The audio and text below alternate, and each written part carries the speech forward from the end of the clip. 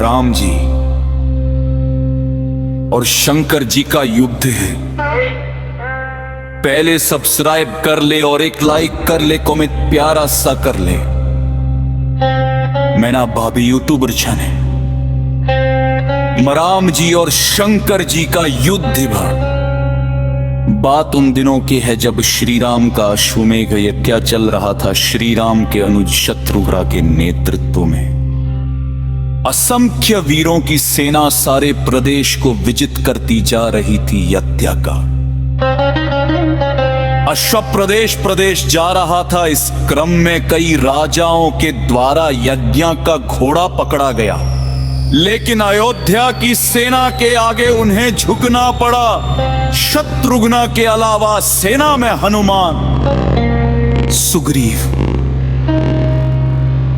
और भरत पुत्र पुष्कल सहित कई महारथी उपस्थित थे, जिन्हें जीतना देवता के लिए भी संभव नहीं था। कई जगह भ्रमण करने के बाद यज्ञ का घोड़ा देवपुर पहुंचा, जहां राजा वीरमणि का राज्य था। राजा वीरमणि अति धर्मनिष्ठ तथा श्री राम एवं महादेव के अनन्य भक्त थे। उनके दो पुत्र रुकमांगद और शुभंगद वीरों में श्रेष्ठ थे।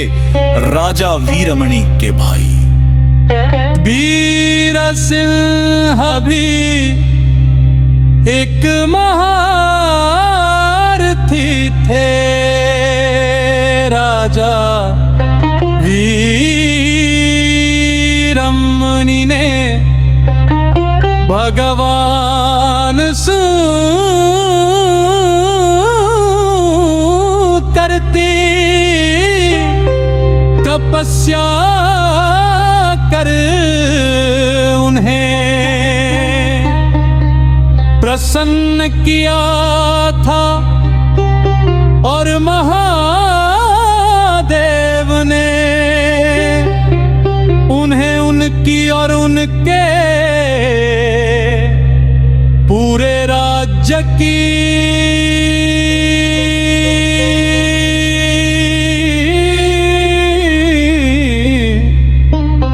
रक्षा का वरदान दिया था। महादेव के द्वारा रक्षित होने के कारण कोई भी उनके राज्य पर आक्रमण करने का साहस नहीं करता था। जब अश्व उनके राज्य में पहुंचा तो राजा वीरमणि के पुत्र रुकमांगद ने उसे बंदी बना लिया और अयोध्या के सैनिकों से कहा कि यज्ञ का घोड़ा उनके पास है, इसलिए वे जाकर शत्रुघ्न से कहें कि विधिवत युद्ध कर वो अपना अश्व छुड़ा ले।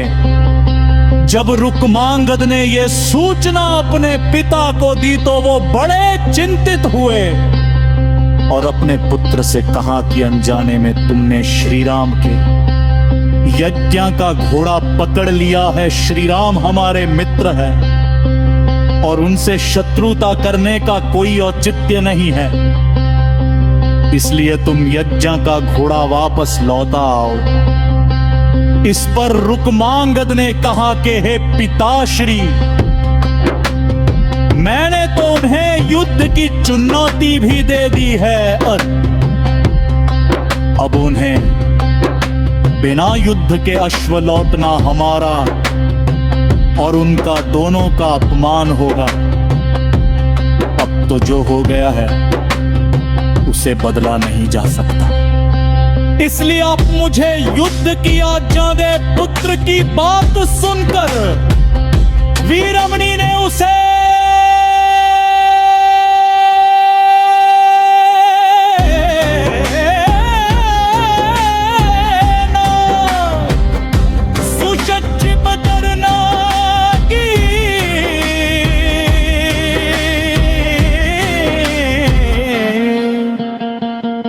आज्ञा जे आजा वीरमणि अपने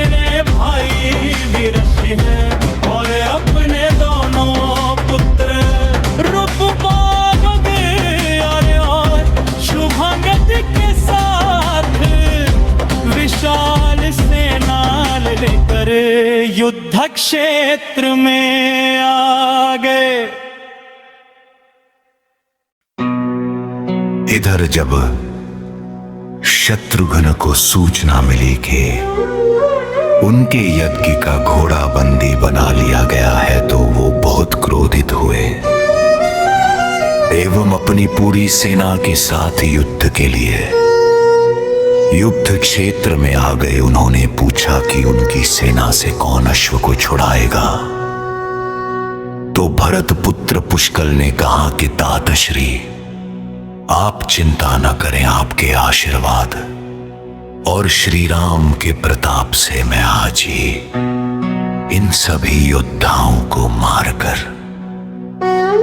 अश्व को मुक्त करता हूं। वे दोनों इस प्रकार बात कर रहे थे कि पवन सुत हनुमान ने कहा कि राजा वीरमणि के राज्य पर आक्रमण करना स्वयं परम पिता ब्रह्मा के लिए भी कठिन है, क्योंकि ये नगरी महाकाल द्वारा रक्षित है।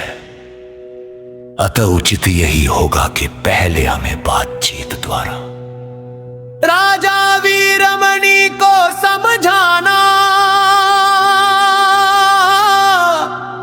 चाहिए, और अगर हम न समझा पाए तो हमें श्री राम को सूचित करना चाहिए। राजा वीरमणि श्री राम का बहुत आदर करते हैं, इसलिए वे उनकी बात नहीं टाल पाएंगे।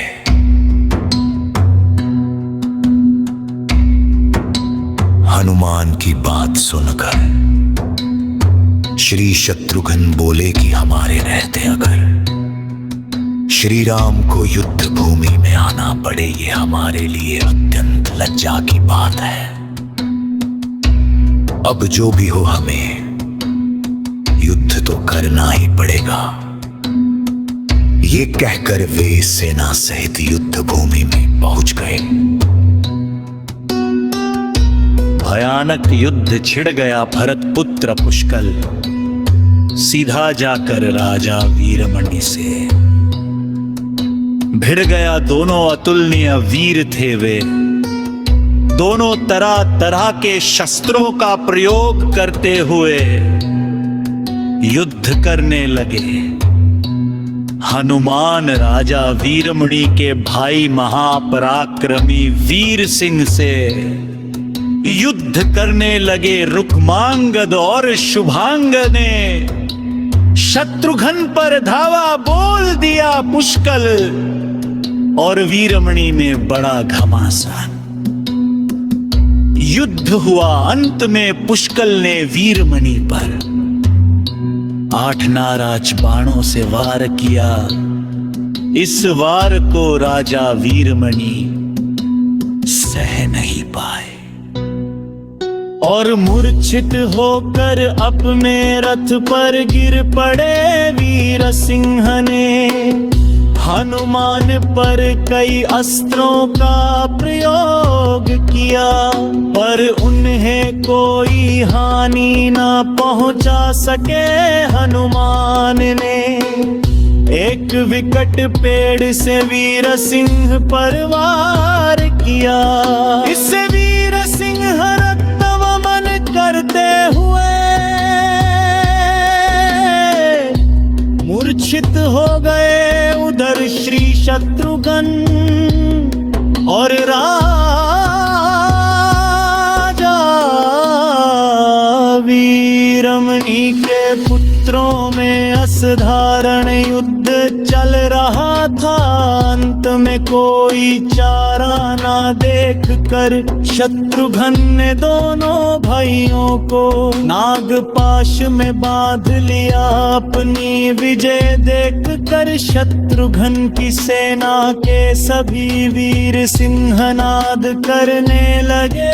उधर राजा वीरमणि की मूर्छा दूर हुई तो उन्होंने देखा कि उनके की सेना हार के करार पर है ये देख कर। उन्होंने भगवान रुद्र का स्मरण किया। महादेव ने अपने भक्त को मुसीबत में जानकर वीरभद्र के नेतृत्व में नंदी भृंगी सहित सारे गणों को युद्ध क्षेत्र में भेज दिया। महाकाल के सारे अनुचर उनकी जय जयकार करते हुए अयोध्या की सेना पर टूट पड़े। शत्रुघ्न, हनुमान और सारे लोगों को लगा कि जैसे प्रलय आ गया। जब उन्होंने भयानक मुख वाले रुद्रावतार वीरभद्र नंदी भृंगी सहित महादेव की सेना देखी तो सारे सैनिक भय से कांप उठे। शत्रुघ्न ने हनुमान से कहा कि जिस वीरभद्र ने बात ही बात में दक्ष प्रजापति का मस्तक काट डाला था, और जो तेज और समता में स्वयं महाकाल के समान है, उसे युद्ध में कैसे हराया जा सकता है। ये सुनकर पुष्कल ने कहा कि हे तात श्री आप दुखी मत हो, अब तो जो भी हो हमें युद्ध तो करना ही पड़ेगा। ये कहता हुए पुष्कल वीरभद्र से हनुमान नंदी से और शत्रुघ्न भृंगी से जा गिरी। विनय पुष्कल ने अपने सारे दिव्यास्त्रों का प्रयोग वीरभद्र पर कर दिया, लेकिन वीरभद्र ने बात ही बात में उसे काट दिया। उन्होंने पुष्कल से कहा कि हे बालक, अभी तुम्हारी आयु मृत्यु को प्राप्त होने की नहीं हुई है, इसलिए युद्ध क्षेत्र से हट जाओ।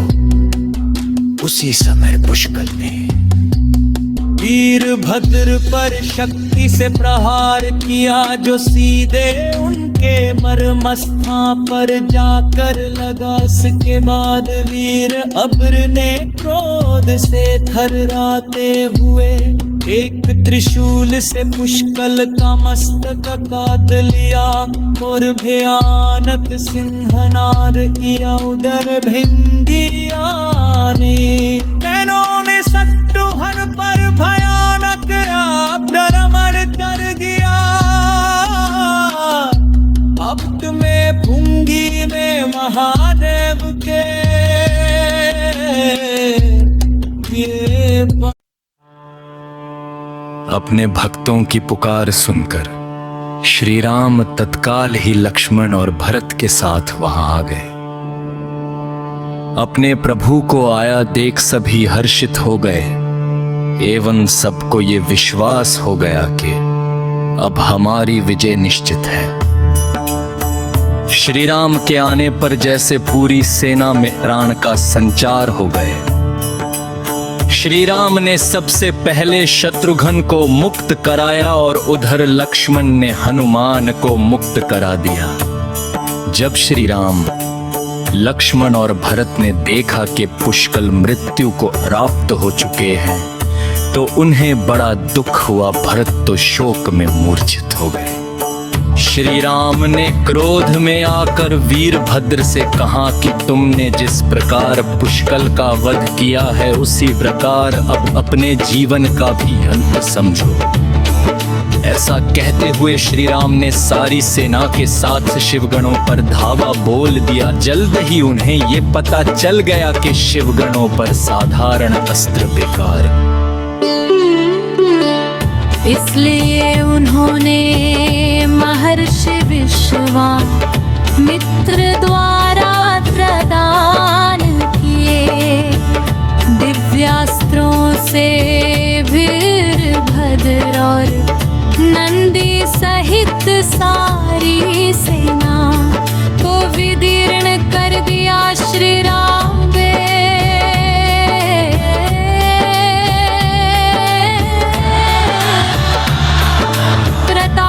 से पार ना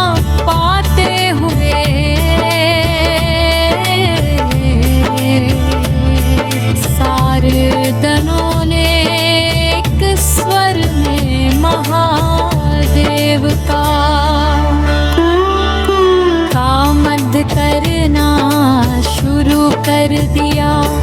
जब महादेव ने देखा कि उनकी सेना बड़े कष्ट में है, तो वे स्वयं युद्ध क्षेत्र में प्रकट हुए।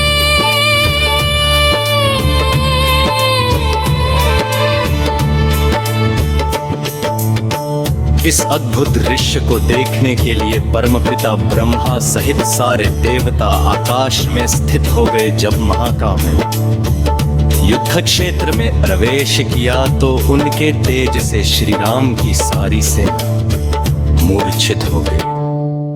जब श्री राम ने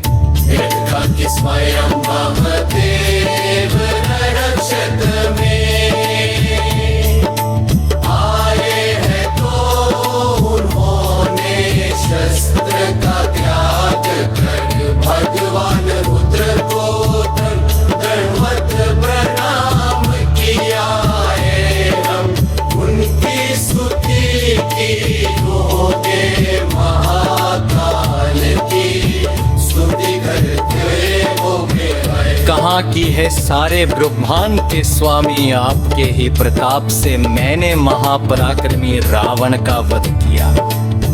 आप स्वयं ज्योतिर्लिंग में रामेश्वरम में पधारे। हमारा जो भी बल है वो भी आपके आशीर्वाद के फलस्वरूप ही है। ये जो अश्वमेध यज्ञ मैंने किया है वो भी आपकी ही इच्छा से ही हो रहा है। इसलिए हम पर कृपा करें और इस युद्ध का अंत करें। ये सुनकर भगवान रुद्र बोले कि हे राम, आप स्वयं विष्णु के दूसरे रूप है। मेरी आपसे युद्ध करने की कोई इच्छा नहीं है। फिर भी चूंकि मैंने अपने भक्त वीरमणि को उसकी रक्षा का वरदान दिया है, इसलिए मैं इस युद्ध से पीछे नहीं हट सकता। अतः संकोच छोड़कर आप युद्ध करें। श्री राम ने इसे महाकाल की आज्ञा मानकर युद्ध करना शुरू किया। दोनों में महान युद्ध छिड़ गया, जिसे देखने देवता लोग आकाश में स्थित हो गए। श्री राम ने अपने सारे दिव्यास्त्रों का प्रयोग महाकाल पर कर दिया, पर उन्हें संतुष्ट नहीं कर सके। अंत में उन्होंने पाशुपतास्त्र का संधान किया और भगवान शिव से बोले कि हे प्रभु, आपने ही मुझे ये वरदान दिया है कि आपके द्वारा हो।